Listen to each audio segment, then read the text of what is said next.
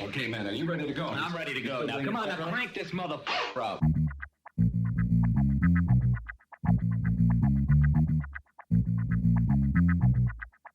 Break it down like this.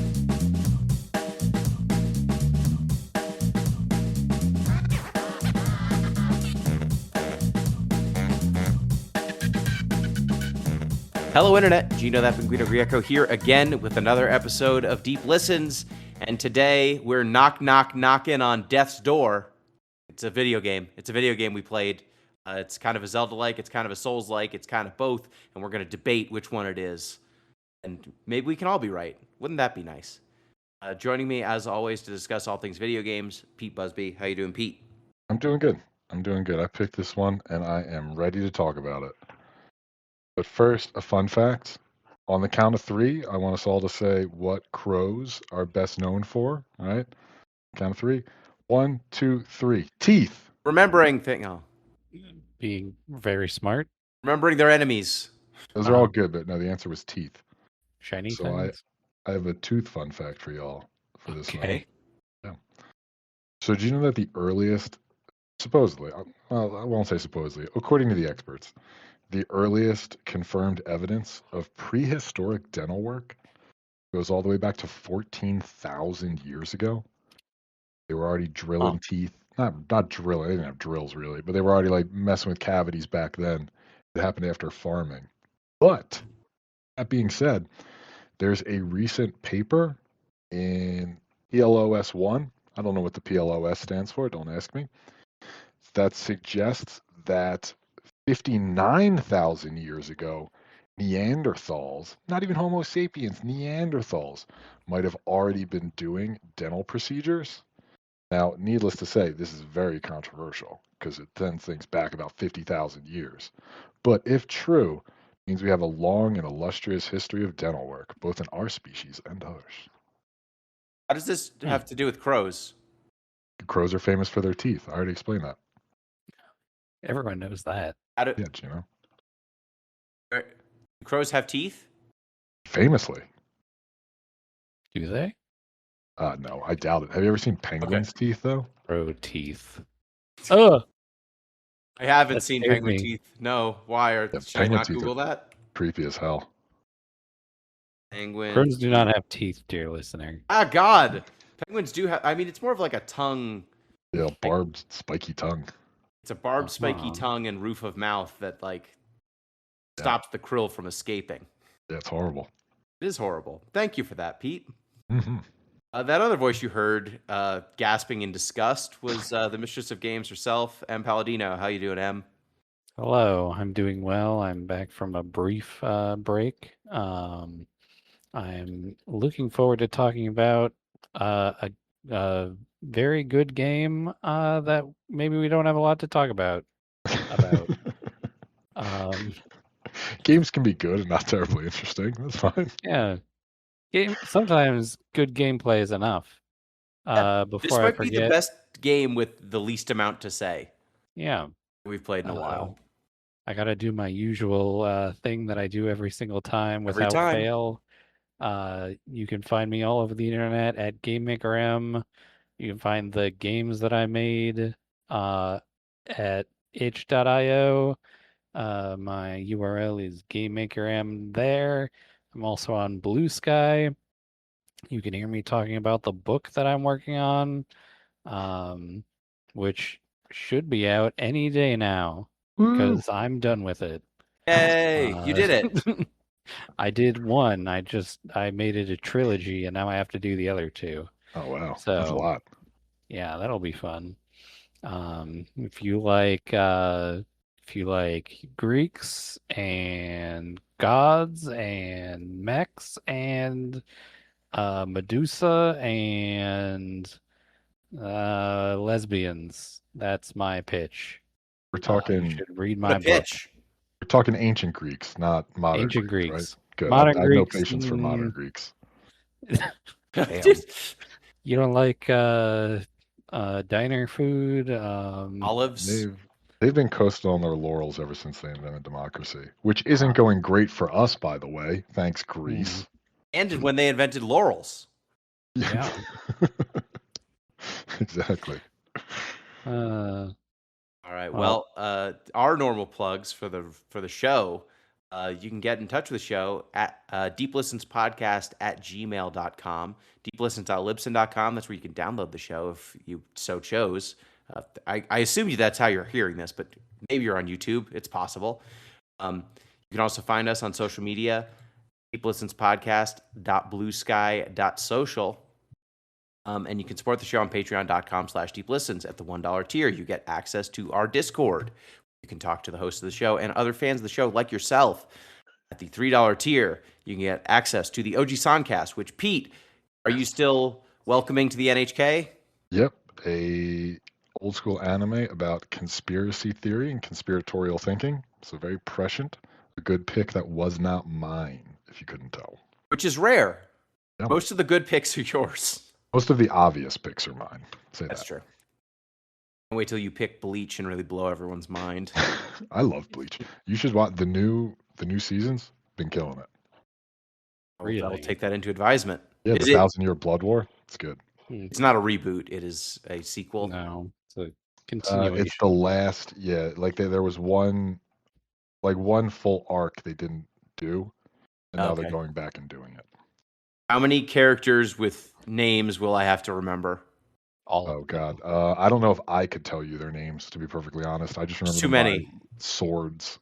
There are 13 teams. Court guard and all of squads, and each of them have Yeah. Each of them have I think 4 named characters. at least at least least. some of them have more. Yep. That's too and many. Some of the ones from the original series are now zombies, I think. Great. I don't know. I Yeah. only know from the card game. They were Temporarily, ghosts. yes. Ah, I see. They were also ghosts, yes. Yes. How did the This is ghosts all- this is become all accurate. zombies? You know, There was a you don't have to explain woman's it. blood zombified them. Oh God. Oh, Well, I hate that's when a a woman's blood zombifies me. I know, constant. Women be zombifying, you know. Yep. you Mhm. know. I actually have an obsession of the week this week. Hey, Oh, I read hold on. Wait, Jungle you don't do this recently. yet. What? You don't do this yet. You do Oh, this that's- after the Discord report. That's true. Dang it. You're, We're all screwing screwed our up. order. Well, if you All right. supported us on Patreon, then maybe you could, help M just completely break my flow, and then set up the Discord report. The Discord report. Booba doopa doopa doopa doopa doop. There's nothing on the Discord report this week. I just wanted to mess Gino up. that was a good bit. owned. This week on the Discord, we're still doing our usual posting various things in channels such that you may have heard of, such as the food channel, where ZP thinks some things are crimes that aren't, and some things that aren't crimes that are. We've also got the ongoing fantasy league, where don't you love it when one person takes the game really seriously and blows everyone else out of the water, and then is the only one talking about it? Love it. Because that's what Gino's doing.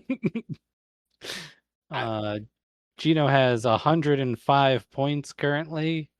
The next person has 39. So that's where the league's at right now. What does the winner get? Gino gonna doesn't pick it. get shit. If I win, I get to pick a game for off the deep end. That's what I've That's declared. pretty good. That's pretty good. I also Gino's protect own us. Oh, Gino's just decided that. Yeah, Gino decided that. No one agreed to it. Look, I'm protecting us. If someone else wins, we might get assigned something terrible. So this was a strategic choice. You're all welcome, is what I'm saying. Both of you. Gino. I see. One of them, what was it? Rubato, which is a thing I've never heard of, but it's got a frog in it. Does That one doesn't have enough reviews to actually get any points. I have told the commissioner, who is Jeff Rude from Off the Deep End, to Market Zero. This isn't Vietnam. There are rules. I don't think Gino should get any more points. I think that should be negative points. I think that should be negative 50 points. No, Em, I know that that's what you want, but I didn't make choices like you did with your games. What do you Your mean? game's giving you -5 and -1 points. Yeah, where are we at with Pokemon Champions? -5 points to M. Pokemon Champions is at a 65 critic score aggregate. So that's -5 points. But it was at like 58 when I first got it. And this was because it was a gacha and didn't have any of the items you would want.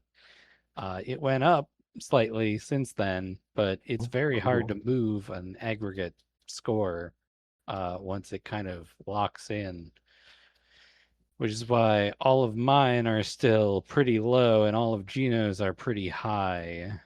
I'm thinking of becoming a critic so I can rate games low that Gino has on his scorecard here. Is there any way for us to start a bad faith AstroTurf campaign of some sort? Yeah, we were thinking about that. Lately.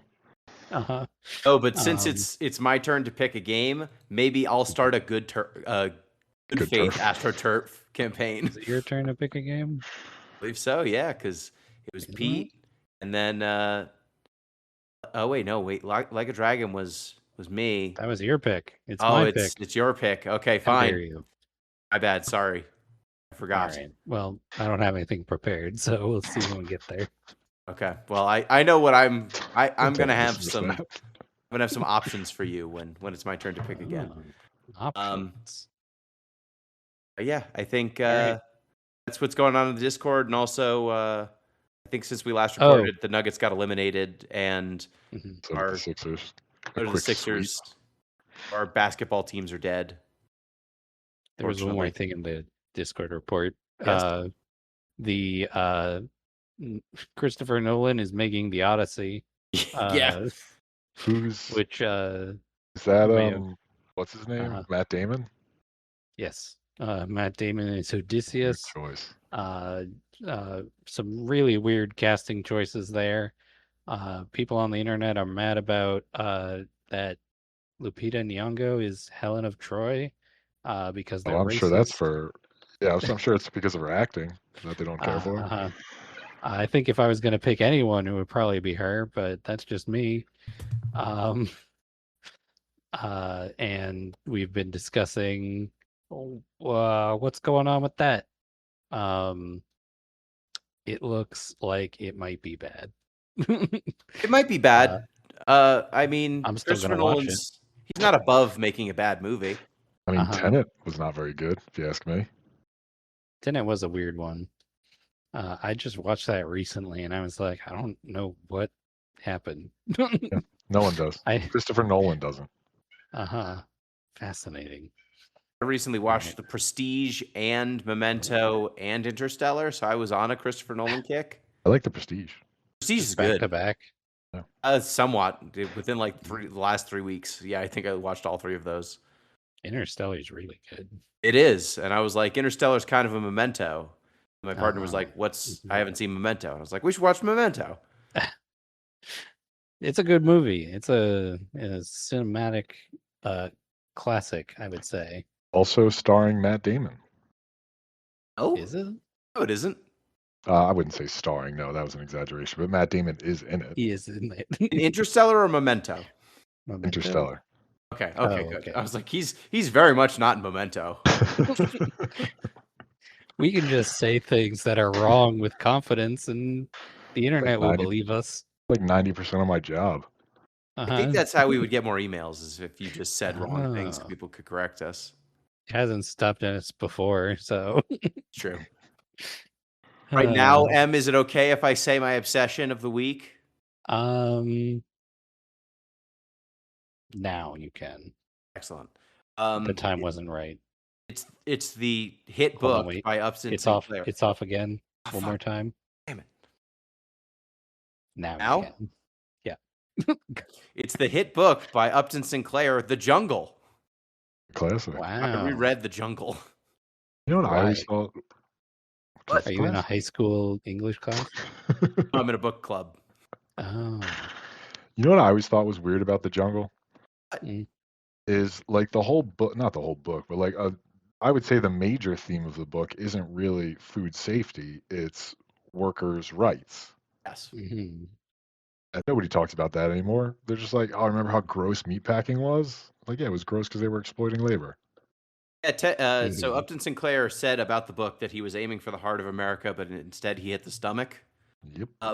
Which my critique of Mr. Sinclair's work is, if you were trying to write a long socialist screed and Mhm. argue for workers' rights at the same time, maybe put the socialism outside of the last chapter of the book. Maybe don't front load the book with the horrors of the meatpacking industry and save the critiques of capitalism and the proactive advancement of socialism as an argument for the literal last chapter of the book. Maybe don't do that. Ah. How long is the book? Oh man. Pretty long. So I listened to an audiobook. It was Mhm. 16 hours. Jesus. I skipped. I got to 9 hours, and then I said, I remember from high school. Mhm. Once the whole family's dead, it's just going to be kind of off and a little bit meandering for a while, and then I jumped to the last chapter and went, "Why'd you save all the socialism for the last chapter, Upton?" Mhm. He has a ton of books, honestly, and I don't think I could have named a single other one. He apparently Oh, wrote a Flipper King? muckraking journalism book that is responsible for why journalistic ethics standards exist. Oh, Hmm. okay. Good work, Upton. He had two hits in his muckraking. I do feel that we don't have enough muckraking. I agree with you. We should do more, you Yes, think?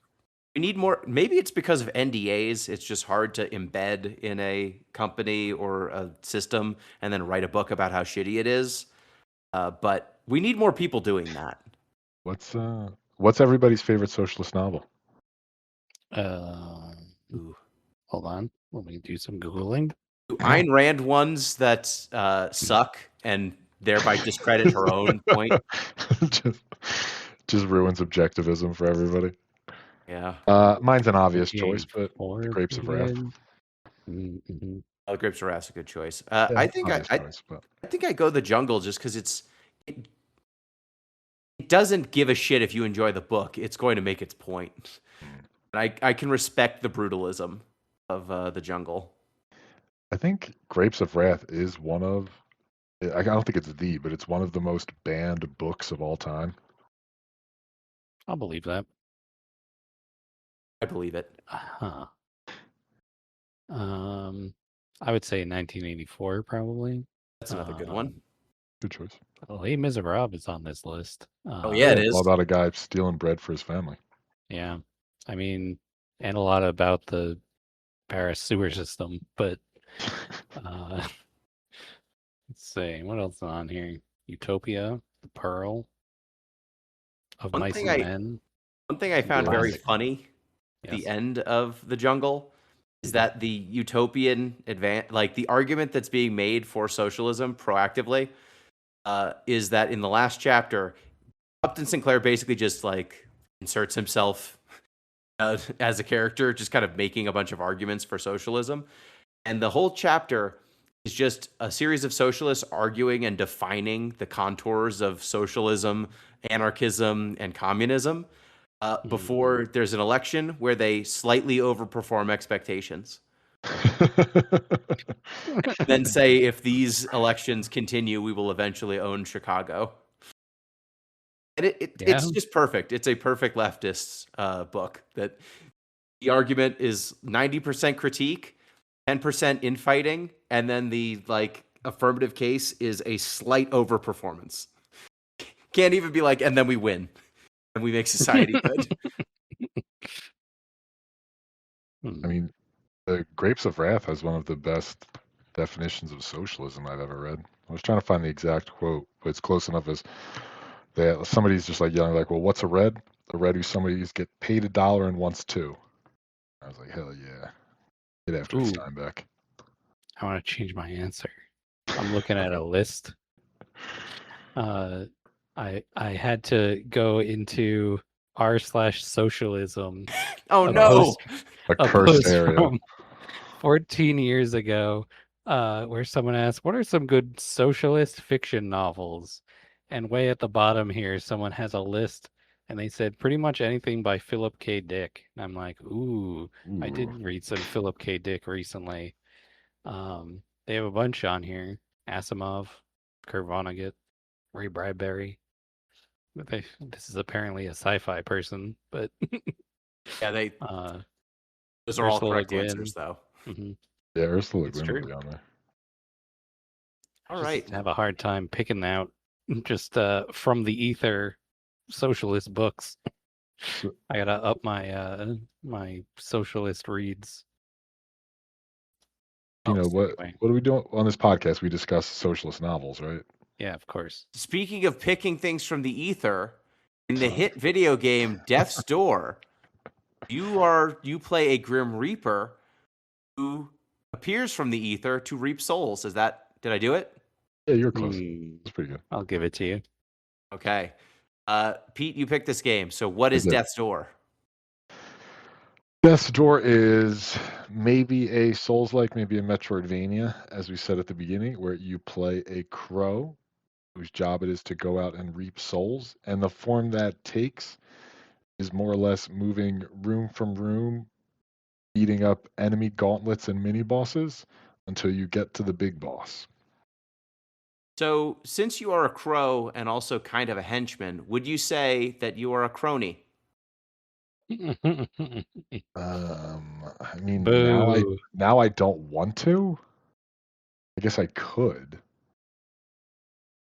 Good. Good. Hmm. That's the boo is what I wanted. Your boos just make me stronger. Ah. Laughs are cheap. You're going for gasps. Yes. So this game, I guess let's start with the genre definition here. Would you say this is a Souls-like, a Zelda-like, or both? Yes. Well, I think both. we need to establish some parameters, right? Mhm. Mhm. So, I mean, like I think the overworld, like world navigation, functions as a Zelda-like, I would Mhm. say. But this game really made me grateful for the level of intricacy in Zelda puzzles. Mhm. Like this game maybe has some puzzling, but not a lot, and they're really only sort of like platformers in disguise.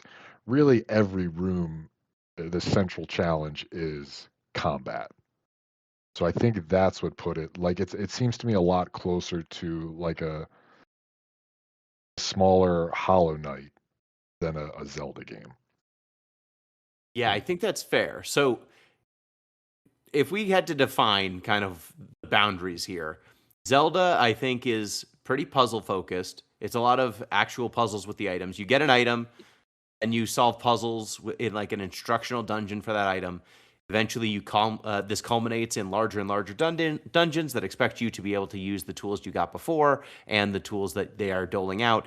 And there's boss fights. There's usually a lot of traversal and original Zelda games, this is all top-down isometric. Souls games, and correct me if you think this definition doesn't work, they tend to be very unguided experiences to start. They are very combat-focused.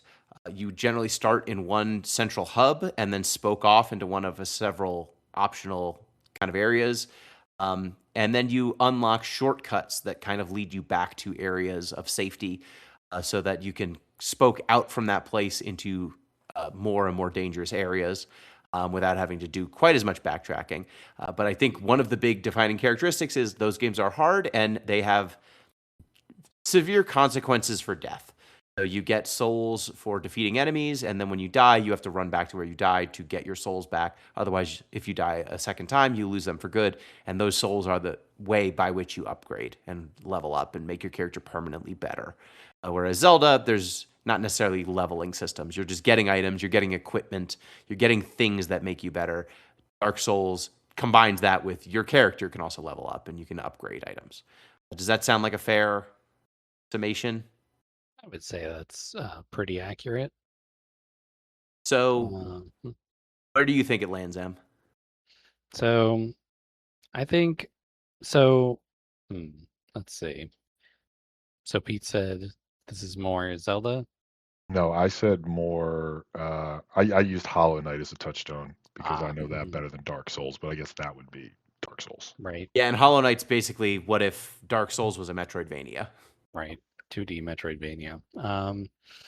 I think this is kind of a Souls light, in that you're not having to do some of the like genre defining Souls like things, such as in this game, you don't have a corpse run, which is where when you die, you drop your stuff, and then you have to get back to your stuff and collect it before getting killed again.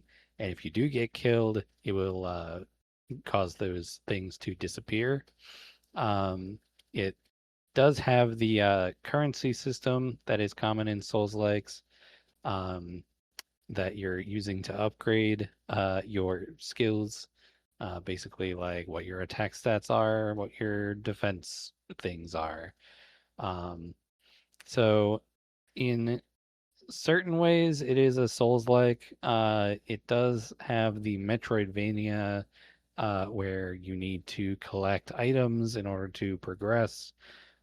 So you can like do a lot of backtracking once you have something like the hook shot or bombs or whatever. You know that there's like a thing you have to explode. Um, so I think it is uh, a love letter to both of them. I think it's like very much a game made by people who are gaming in a certain time period, like 90s, early 2000s. Um, Did either and did either yes, of y'all miss the corpse run? Because as always, I hmm, was very glad it wasn't there.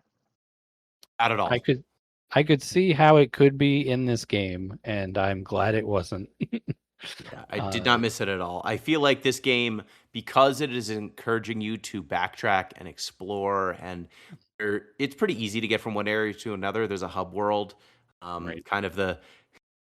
I don't know why, but we've decided as a society that every version of the afterlife has to be a bureaucracy. Hmm. And so you're going Yeah. to this bureaucracy that's all in black and white, and you're traveling out from there to other worlds through doors. And that means that you're very encouraged to hop back to another place or move someplace Yeah. else. I'm glad you didn't have to fight your way back to wherever the last place was that you died and then backtrack again. Like the areas are not huge, but they're big enough that it'd be annoying to do corpse runs, I think. Let me ask too. Em and Gino, you're both more familiar with sort of these style games than I am. I mean, the only ones I've played really were for the podcast. Are they funny? Like, I don't remember Elden Ring being particularly funny. I think Elden Ring is hilarious. Is I it think supposed to Uh, be? I think it's the distinction between comedy as written and comedy and execution. mhm. Like some games write jokes to tell jokes. Some games, the comedy is, oops, I fell off the edge of the world and died. Yeah, the only thing I can remember Elden Ring, like me actually laughing at, was it Radigan, his really, really tiny horse? Yeah. Oh, That was good.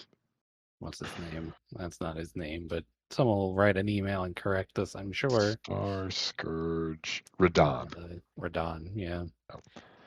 But yeah, Um, my point being, this game's actually pretty funny in Mhm. parts. Like there are some mhm. some decently good jokes, and just to my mind, I don't think that would have jibed with like a hardcore straight ahead Dark Souls. Hmm. Yeah, and I think that it's noteworthy because the game still has some of the bleak elements that Souls games do, at least on the surface. Like Souls games are almost always, it's the end of the world, you're the last thing that's sentient or close to it, and everything's undead and terrible and the world's falling apart and you're gonna kill a dude and it's probably not gonna save anything. It's just gonna make the world die a different way than it was already dying. And this game, it is like a problem, right? Like you're a reaper who's reaping souls, and the world is barren. There are not very many creatures alive in this game. Like there's a few enemies, but it's not I guess, a thriving society that you're seeing. It feels like you're kind of at the edges of the world, but characters are lighthearted. They're telling jokes. There are characters that Nice. are funny. Like Yeah, one has soup for a head. yeah, there's a pothead guy, and that's actually I think a bit of a Souls. That is definitely a that's Souls direct reference. Souls reference. Yeah, I was trying to figure out the Uh, timeline too, like whether and how that lined up. Oh, I'm sure it. Dark Souls, I was playing in probably the mid 2000s. Dark It I guess my Souls point is the only release. context I have for that is let me solo her, Uh, which I think would have been after Death's Door. the original Dark Souls first released in September of 2011. So we had 15 years, well, 10 years up until Death's Door released. And I think Dark Souls 3 was around this time. Yeah, there were a lot of Yeah. quirky dudes with pots on their head, like giant stupid helmets in those games. Like that, there's one of those guys in at least 2 or 3 of the Okay. Souls games that I've played. Mhm. That's such a iconic reference, though. If you did the like praise the sun emote, that would be even more of a On the nose. homage. Yeah. I'm looking at just going back to our discussion of like genre with this. Um, I'm looking at an article on the Gemsbach articles on literature, games, films, and philosophy. Ooh. A critic named Daniel Podgroski, I think I pronounced that right, uh, wrote an article about this in 2023. And one of the things that was like contentious was what genre it was. And he said Metroid games, Zelda games, and Dark Souls games are all probably in the same genre. And so this is firmly in the uh, whatever genre that is. It could be action adventure games. It could be a clone of, Zelda or Souls-like or Metroidvania. Um, so it's probably less distinct as we're thinking. Oh, for sure. It's a grab bag. Like Yeah. it is more Metroidvania than most Zeldas. Like there's more Right. backtracking. There's Yeah. more reason to go back to places. There's more combat than most Metroidvanias and Zeldas. There's more upgrade systems than most Metroidvanias or Zeldas. It's grabbing a lot of the best practices of each of these Right. genres and combining them in a way that I think the action adventure holds up and plays quite well too. So that's part of what makes this game.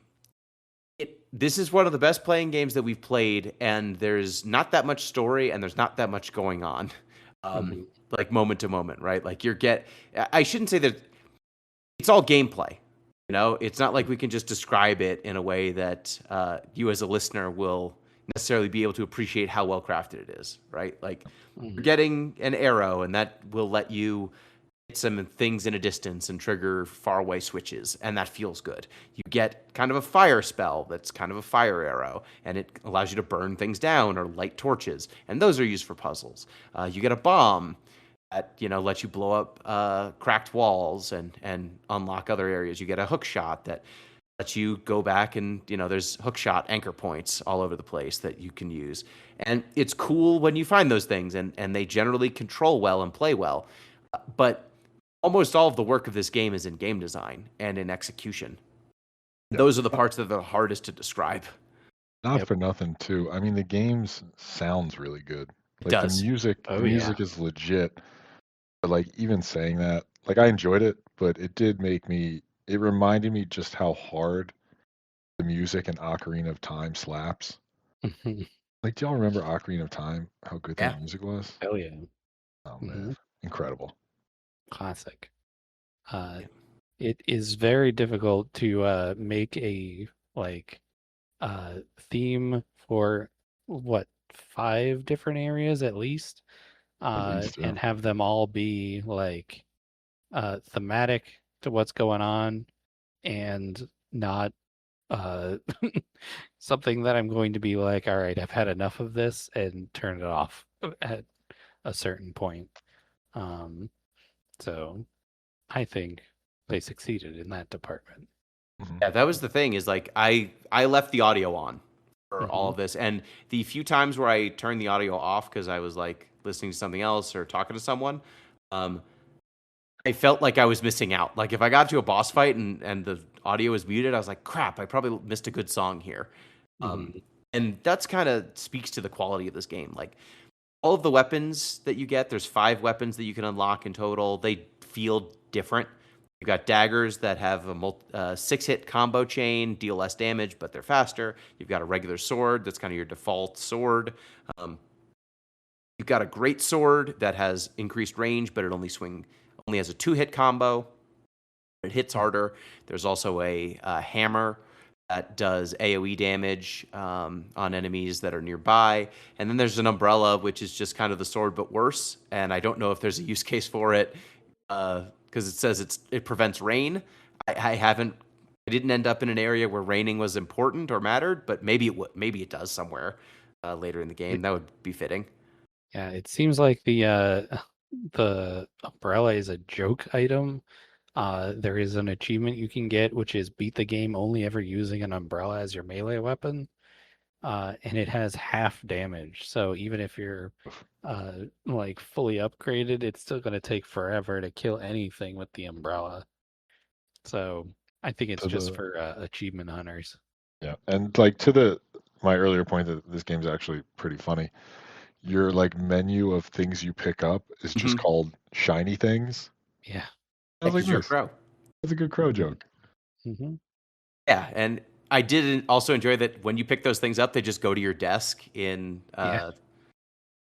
your HQ, basically, and they just stack up in there. That's very funny. It's funny every time you beat a major boss. There's a dude who's seems to be like a undertaker, and he'll Mhm. come and give a little eulogy, and some of those are very funny. Like there's a frog dude that when you beat him, it's like all he wanted to do was control everyone. Uh-huh. No, he wanted everyone below him, and sometimes between his butt cheeks. Also, when you meet your But big boss, he's like, "Oh, I haven't seen crows in a while. Still have beaks. Nice." yeah, sweet. Uh, is the frog guy a reference to someone in particular in the news, do you think? Uh, Uh, when did this game come out? 2021. 21. I mean, it No, could It I mean I be. don't think you. It could be, but I don't think you'd pick a frog, a it finished notoriously hairless yeah, animal. it finished development during COVID. So uh yeah, they said that it didn't really affect anything. Um but he does have a line about something like draining the swamp. So I was like, I wonder Yeah, I missed that one. Yeah, kind of a what fat authoritarian oath seems uh-huh. on the Mm, nose in some ways, but also, and he's also the weakest of the boss. I found him to be the easiest boss to beat too. mhm. Also has an incredibly wordy intro Yeah. Yeah. about all his many, many titles and achievements. So yeah, it certainly I could be. I laughed out loud when that Yeah, that happened. was funny. Same. I It's very wanted to get a good. screenshot, but it went away and then it doesn't come back. That was very funny. Um, Yeah, I mean, so like the premise of the game, from a story perspective, like the gameplay is great. Well, I actually first before we go to the story stuff, what was a favorite weapon or spell for you guys? Which did you enjoy the most?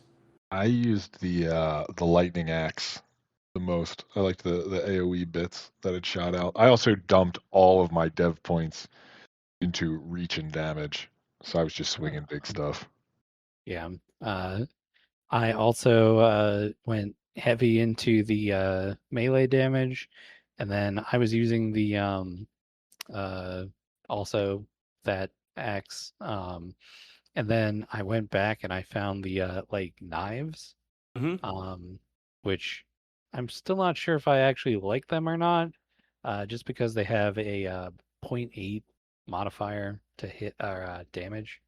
So I'm like, I don't know if it's negligible enough that I'm like, you know, I'm getting more damage in by hitting a bunch of times compared to swinging twice with the big hammer, you know? I used the So, daggers until I mhm. unlocked the greatsword, I still and haven't I gotten the found the great sword. daggers to be pretty good. Because there's just some enemies that if you run up on them, you'll Yeah. get 3, 4, or 5 hits off before they Right. get to act, Hmm. and you can kill them pretty fast. And I also dumped all my points into melee damage and melee speed, and Yep. so it made me pretty effective at get in, get out sort of stuff. But then as you get later into the game and the enemies become harder to dodge. Uh, Hmm. I just wanted to be at max distance and give myself more reaction time, so I equipped the great sword, and that Makes was kind sense. of how I finished the game. Hmm. Um, Um, so so, from a story perspective, oh, actually, spells was it the hook shot? The hook shot I felt like was the most Yeah. fun Yeah. because it's a the hook hook shot. shot's always the Hook best shots are choice. always always baller. Mhm. One downside to this hook shot, it does not draw items to you, which, Hmm. would only be worth doing if it was like it could draw those soul bubbles to you. Hmm. But I'm sure that would break something, so they didn't do it. And To there's be fair, no there aren't other very many items to items. draw to you. Exactly. No. Yeah, you can't see any of the shiny things before you pick them up. Right. Yep. So Um, it's it's one of the points that I like in other games like Zelda. Um, but not having it, you know, didn't affect much. I Um, think did y'all get any of the upgrades to the spells? there are upgrades to the Yeah, I spells. didn't even know they existed. Oh yeah. So like if I ran back through some of the sections, they're mostly in caves. You usually have to like backtrack to some of the earlier caves when you get some of the spells, and you'll find these doors just in the middle of the void, basically. And if you walk through them, you fight a boss that is kind of a challenge boss. And when you beat them, you Mhm. get an upgrade. So like I got an upgrade to my fire spell that makes it do damage over time after it hits. Oh. Got an upgrade to my arrow spell that made it so if you hold it down for longer, it does extra damage. And then Mhm. I got an upgrade to the hook shot that made it so that when you hook shot enemies, you can press the attack button and you'll do an attack on the way in, Oh, that's Ooh, cool. which that's was neat. pretty good. I didn't know about any of that. Me neither. Yeah, Damn. I didn't find whatever the bomb upgrade is, but I don't know. I bet it's a bigger explosion radius or something.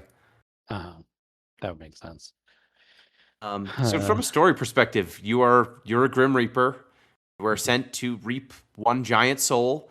You go, you try to reap that soul, and then a big crow comes and steals it from you. And that crow tells you that it was pursuing a different giant soul, and that soul, instead of being reaped properly, went behind a door. What's the name of the door, Em? Death's Door. It's the Yep. titular death's door.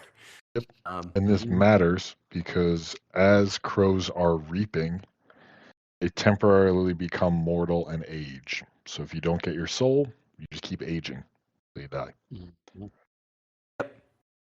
And so this crow is aging and wants you to go get this soul for it. And in order to do that, you have to get 3 gigantic souls that will force the door open and allow you to get in there where he presumes whatever escaped with the soul it's still in there. So you want to go get it. The game seems like there might be some branching, like they suggest you go to certain areas first, but it seems like there's not actually a choice. I don't Uh, think it's possible to get to some of the areas Uh, without the upgrade from the previous one. yeah, I'm pretty sure it's hard gated. Yeah. You have to go first is the Witch of Pots. She's a witch with a pot on her head, and she believes that if you turn your head into a pot, death can't track you because you don't have a human head anymore. And so she's immortal basically Mhm. until you come and wreck her day. Um, Then there is the Swamp King, who's a big frog. And then the last one is the Beast of the Mountains, and it's just a big Yeti monster. And you kind of Betty run the through these Yeti. areas. What was that? Betty the Yeti, right? Eddie the Yeti. And so you have to run through those areas, get the souls, and move on. Did y'all find any of the bits especially funny going through the game? Like I said, I like the frog. Mostly like his sort of ending speech about how, he's a frog. He messes up toads, but what are toads really but just uglier and bigger frogs? And I was like, yeah, that's all toads are. I think his boss battle too was the most interesting. Yeah. Like you said, Gino, it wasn't necessarily the most challenging, but I liked the components of it. Yeah, that's the only one that felt like a puzzle boss. It was much more about like different phases where he's vulnerable, and you had to kind of use items properly to reset. Like he knocks the floor out from under you, and you need to, after he cycles through, you need to shoot him in the back, and that will get all the tiles back, so you don't fall through and take damage from falling through the floor. And the other two battles are basically just fights with some pattern recognition. Yeah, I did too. You know what I really liked, but it was like very early on, is you fight like a living castle. Mm-hmm. I thought that was a cool one too. There's some lasers. I mean, just living castles are kind of badass, Mm-hmm. They are. And I think this is Alexander. it is Alexander from Final Fantasy, basically. Mm-hmm. But that's actually a point I wanted to get to, Em. With I know you do not like enemy rushes. No, I don't. This game has a lot of them. This game is basically if there is a room and the door is locked behind you, it's gonna be a enemy rush. Yep. Which I think we should put on the top shelf so we can't touch it for a while.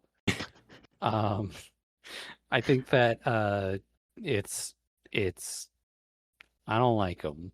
I think yeah. they like serve a function, right? They give you kind of a mini boss-esque experience without having to design and develop a mini boss. Right. Exactly. And that's what makes that moving castle stand out. Is early on I was like, wow, they really went all out on this mini boss. It's really cool. It's a fun battle. And then The only one. it's the only one. Yeah, the rest are just like interchangeable big goons with like a spear or a hammer. It feels like there was supposed to be other bosses, and then because of maybe COVID happening, they were like, maybe we can't do as many bosses as we thought we did. And then they were like, okay, we'll just put enemy rushes here. And the thing about this game is your health, you only start with 4 ticks, and no matter what damage is done to you, you're gonna lose 1 tick. And the only way to get health back is to go to like a door or like suck up a plant that is grown around in pots. And none of these rooms have healing items in them, so you just gotta get good. Which I'm not very good at.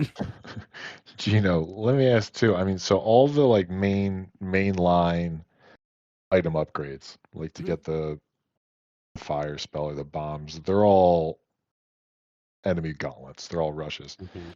For the upgrades, are they distinct mini bosses or are they also enemy rushes? So they are a distinct mini boss, but it's the same mini boss for each of them, at least in terms of its main pattern. So they're you'll see kind of these enemies when you see the Lord of Doors, who's your boss. Like there's 2 dudes with like almost it's like like a bident or something, like a Right. sword Those that's guys. also Right. kind of like a bident. Mhm. Those dudes are the enemies you fight to get the spell Okay. upgrades, and some of them have slightly different mechanics. Like the one I fought for the hook shot had a hook shot and could like hook shot around the map, but they mostly have the same patterns. That's interesting. Hmm. I think the Yeah. fire one could shoot. Actually, you know what? They are a little different. Like the fire one could shoot fire, I think, and the arrow one could throw throw attacks at you. So Mhm. they're slightly different, but it is kind of a template. Hmm. But Fascinating. yeah, I think that the game. I think the reason you see enemy rushes is because their game designers are doing the work to make those enemies in the first place, and just combining enemies that usually aren't encountered together in interesting combinations allows you to get the experience of Yeah. challenge that a mini boss would do at just like a fraction of the cost.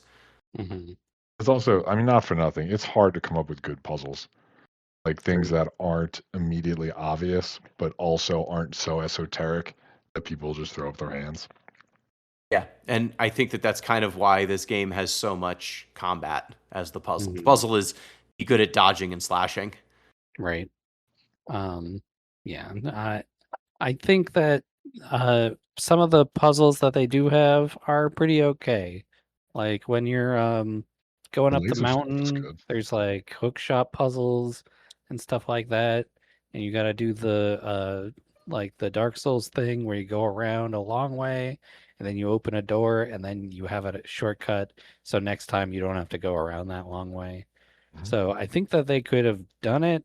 I think it just wasn't like in the meat of this thing, Right. which is kind of a shame because I would like to see a little bit more in that regard. I will say there's a post game to this after you beat the final boss, and that Mhm. post game seemed like it had more puzzles. Okay. I see. Okay. I have a Um, question. Did mhm, you get to Sure. the post game? I did. Okay. Those circles that are on the ground, Hmm. when do you get the thing to interact with those? I haven't gotten the item yet. What the fuck? I have so far. So Wait, the circle's on the ground? there's some Yeah, circles on the ground that clearly are a Are you fifth talking about the item. it's things like a you? teleport thing. Oh, you're not talking about the big circles you ground pound through, right? What? What? Oh yeah, like those big circles on the ground, you ground pound through them, and then you're in like a tunnel. You can How just do you walk through the ground What? tunnel. pound? How Oh, how did you do that? I forget the button, but I think it's just attack when you're in the air. What? What? The game never explains that there's a ground pound. Yeah, there's a ground pound. At what? I was thinking, I'm oh, I'm sure I'll get I'm some sort mad. of like bounce ability that will activate those. Yeah, I was I have a like, this gun. looks like I was looking around and I was like, there's a circle here and a circle there. So I'm pretty sure it's like a teleport and it'll just take me from one end of this thing to the other. Oh no, they're sewer grates. Motherfucker. And so it's not a situation where, well, there's no jump in this game. Like you would Right. have to be somewhere and then fall from You a have to height. Yeah, you have to be that's what up you do. high and then You what? have to fall off the ledge. Yeah, Every time you gotta pretty much. Yeah. mother. Okay, well, I have a note for the developers. I do too, because you don't spend a lot of time in the air, like in No, this Yeah, game at all. So that's I, literally the only thing which you is ground weird pound. because you're a bird. in a I thought famously maybe flying at some bird. point, yeah, you could get like a fly or something. But you don't, as far as I know. No. Not that I've seen. Okay, so Hmm. maybe there isn't a fifth item. Maybe apparently there was a ground pound, and I just God never did damn it it. because, again, I cannot emphasize enough. There's no jump in this game, and none of the battles or encounters ever require you or Yeah, incentivize you to ground pound it isn't. There's like no verticality to anything except for this in particular. intentionally. Like there's a bunch of puzzles where the whole thing is I need to get one step higher than I currently am so my hook Right. shot can line up. Yeah. Hmm. Okay. Interesting. All right, let's take a break and come back after we've pounded some of these circles. We'll come back after I'm we've pounded, and we can then I'm We mad. can talk about the discuss the game game. finally. Okay, one demerit. I'm noting this down on your report card, Death Store. One demerit for this. Didn't explain there are ground pounds. You can be pounded and grounded. Yeah. Well, Well, one other thing I just wanted to call out from like the funny bits, Mhm. the octopus that is like Yeah, puppeting that a is a good one. corpse.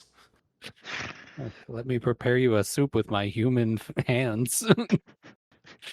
I sure do Uh, enjoy eating things with my hands and uh-huh. holding things with my thumbs. That was a good bit. And I like that octopus is a hint giver. So he Yeah. basically Yeah. tells you where to once While you're eating, let me tell you some things. they Mhm. tell you about some items that you haven't found yet.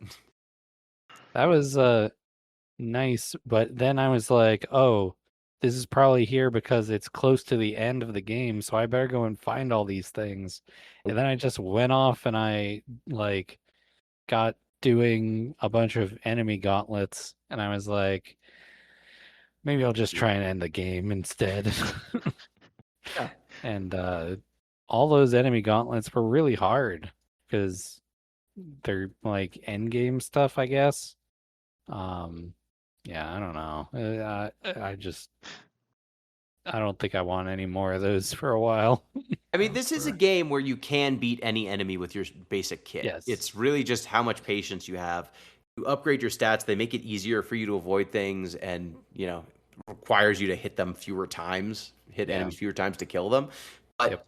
if you're good at the game, you can beat anything with your starting weapons without Right. upgrading anything, which I think is good design, generally speaking. Let's not talk about when I started to play this game for this podcast. No, we're not gonna. It's okay. Yeah. 3 weeks ago, I'm sure. 3 weeks ago when everything was I had so much time for it, and here I am. So It's fine. I will say, like, the story stuff is kind of interesting. You're dealing with souls are kind of running out. You're trying to reap stuff. You find all of these giant souls, and it becomes clear pretty quickly that things are wrong in the world. There are crows who are left to die in all of these different environments that you go to. You find their souls and their skeletons. You eventually find a society of crows that have rejected their jobs of reaping, which explains why there's a bunch of abandoned desks in your headquarters. The Society of Free Crows tells you that you are the prophesized crow who will, I guess, save the world from its current fate. And what's wrong? Why is everything all messed up? You might have asked the wrong person. Oh, my bad. Pete, I why mean- is everything messed up? So the Lord of Doors is responsible for all the doors, but the Lord of Doors did not want to die.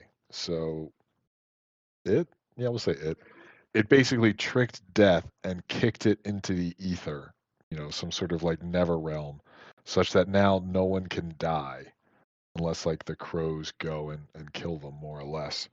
So, in a long story short, the king of the universe eliminated death so it wouldn't have to die. Yeah. Lord of Doors, who looks kind of like Galactus from Marvel fame. Good get. But put death behind death's door and then basically set up all these crows to go reap things when they needed killing so that the universe would hopefully not notice that death is gone. And then the power of their souls is powering all the doors, which is how you're getting all over the place.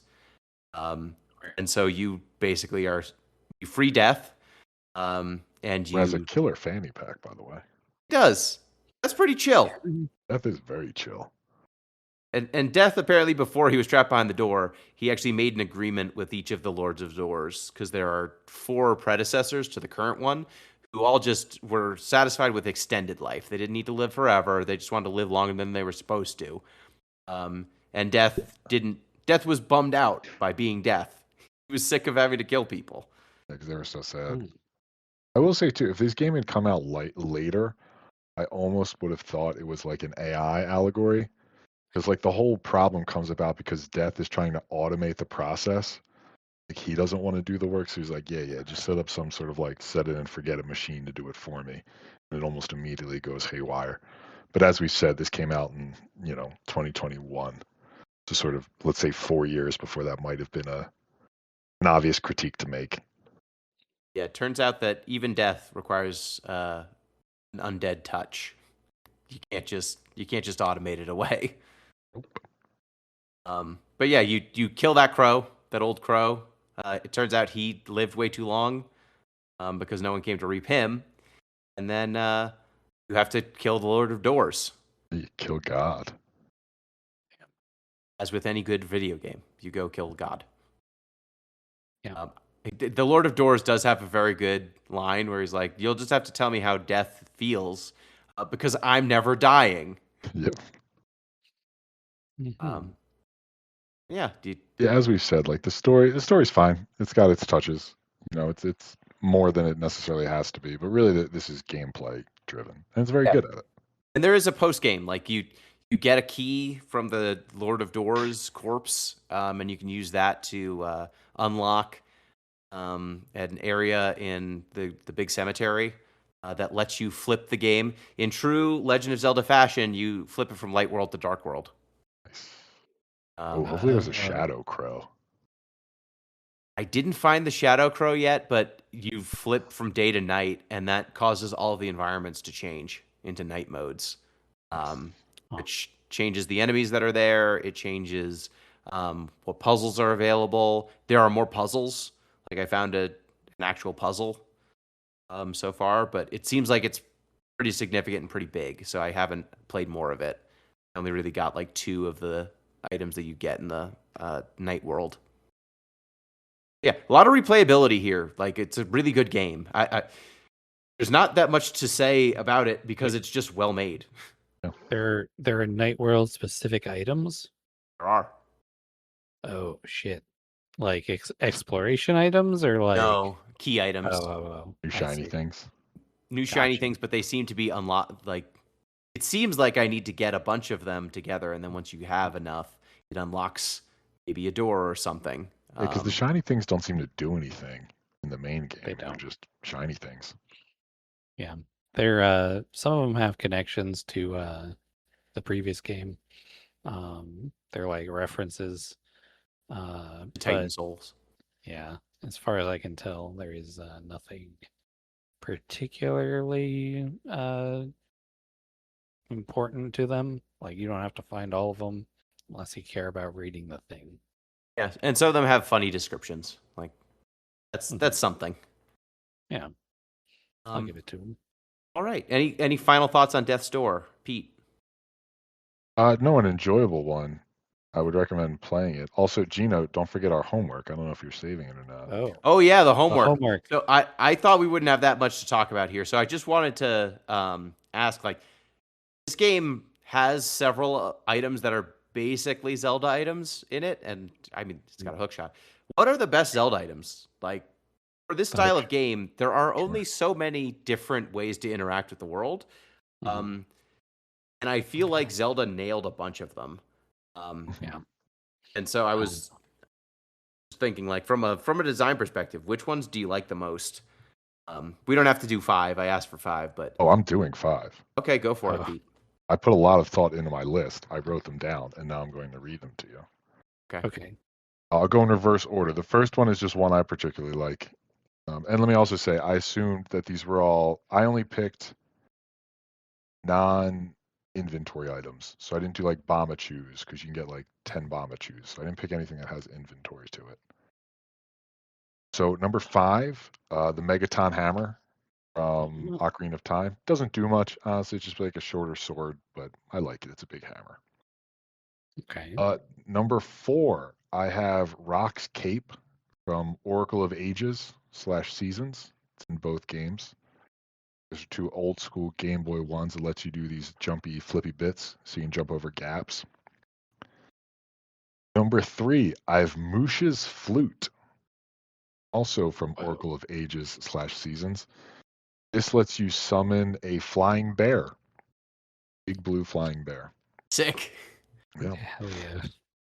Number 2, I have the red boomerang, specifically the red boomerang from Legend of Zelda: A Link to the Past.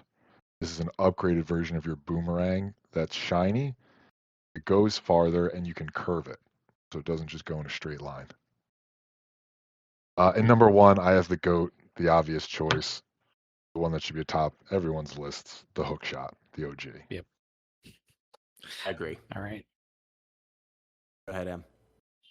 Gino, do you have a list? I do. I Or are had. you going at the end? I usually save myself for last, so. Okay. I did not prepare a write-up like Pete did. I apologize to the listeners who are going to be so upset by this. So I was going to go off my off the dome here. The all right, maybe I should have prepared a list. Well, now I feel like I'm stealing from Pete if I say something like the boomerang. I mean, were you going to say Because Moosh's flute? Like, I don't think no, that's I going to be was on not too going many to. people's I lists. was not going to say Moosh's flute. I do not know who Moosh is. I can't name a single other Zelda game he's ever been in. Yeah, I like the the boomerang. I like the you get in. I don't remember which one this was in. You can get heavy boots that Yeah. kind of make you like Ocarina of Time. really Twilight right. Princess. Yeah, Depending on I think which- it's in a few of them. Yeah. They let you like walk underwater. If you don't have the right tunic, then you might start drowning. Um, the your shield is a very important piece of gear Mhm. in any Zelda game, but not as important as the Master Sword, which is Low-hanging fruit. 4. And then number 1 is the hook shot, obviously, Yeah. because the hook shot is number 1 in all games, and we should play what's that? Bionic Commando again, which is just Hell yeah. all hook Just all shots. hook It's like, you know what's cool as hell? Hook shots, especially You know, when they're these- your dead wife. It would be even cooler if it was powered by your dead wife. Yeah, my list, I had arrows, Mhm. the ocarina.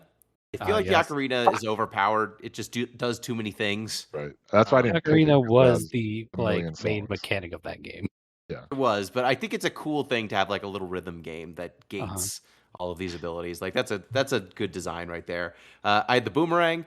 I tried to stick to items that had People would multiple recognize. functions. Uh-huh. Was that Pete? Say like people would recognize, not like Rock's cape Yeah. and Moosh's flute. No. I just think that like in some of these games there are items that are just basically keys for doors, right? Like they don't the item doesn't do something other than open up these very specific bespoke platforming puzzles. Like for example in the game we just played, in Death's Door, the fire spell, it does combat, but also all it does is light torches and burn down spider webs. You know, it's not that varied in its application. Whereas like the bomb, I think it's cool that it's an attack. It also opens cracked things. It can do a little bit more, I think. At least it does in Zelda games. I like that the hook shot, again, the best item. It's a mobility item and it also gets you places. Like you can use it in combat to hook shot onto enemies. You can grab items from far away. You can also use it to solve puzzles. Like I like when a Zelda item is a puzzle piece and a weapon and maybe also a mobility tool. And so I tried to lean into those. Like arrows can hit things far away. Boomerangs can bring things far away to you. Hook shot moves you to something far away. And I think those are just super elegant, all three of them, as designs. And there's a reason why everyone steals them. I got another one. Go for it. Bottles. Oh, hell yeah. Yeah. See, Bottles are essential. I had the golden bee on Oh. one of my lists before I crossed that Mhm. off for Moosh's flute. But yeah, I mean that's See- really you need the bottle before you get the bee. Yep. Exactly. Bottles, you can put a fairy in there. They're Can. such a You pain, revive such a pain in the yourself. ass to get every time Yep. though. You can put potions in there if you want a versatile item. That's why they're the rarest thing in every game. Yeah. Look, it's because glass is very difficult to make in the Zelda That's universe. true. You can make arrows for days, but there's not a lot of silica. All right, I think sand, that'll. though. Was that? There's a lot of sand. Not enough silica, I'm afraid. All right, I think that'll do it for Death's Door. Unless any closing thoughts that we didn't get to. I got nothing else. I gotta Okay. go and ground pound. And that means, Em, it's your turn to pick what game we play next. It's my turn to pick. Ooh. Yippee! And you definitely thought about it before right now. I've definitely been thinking about it. We've talked about a game in particular throughout this game. Do you want to play a game that's been on my list for many a year? You want to play Titan Souls? Ooh. Back Sure. to back? Wait, the Why not? actual us actually playing the first game after the second one? How would it Yeah. work? It's gonna be tough, but I've wanted to play it, and playing this game has made me like, maybe we should look at that some more. I've wanted to play it, and it just like we keep missing it. No better time than the present, I think. Sure. I'll play Titan Souls. That sounds good. Really? And then we'll be Wow. like, oh, that was a reference. Wow, Acid Nerve. The first developer, I think, that we've actually played both, like multiple of their games in a row. Probably. Have they This is a made great anything honor. else? No. It's just these two games. All right. Well, completionist. We did it. Sounds good. All right. Well, next up, we'll be playing Titan Souls. Mm-hmm. Thank you, Pete. It's a block. Always a pleasure. Thank you, Em. Thank you. Looking forward to getting big mad at this boss rush game. Oh hell yeah! I could get this on the PlayStation Vita. Oh yeah, what Whoa. other platform would you? I mean, that's the one. I can't wait. All right, and reminder, you can get in touch with the show, deeplistenspodcast@gmail.com, deeplistens.libsyn.com. That's where our podcasts are posted. You can support the show on patreon.com/deeplistens. You can follow us on Blue Sky, deeplistenspodcast.bluesky.social.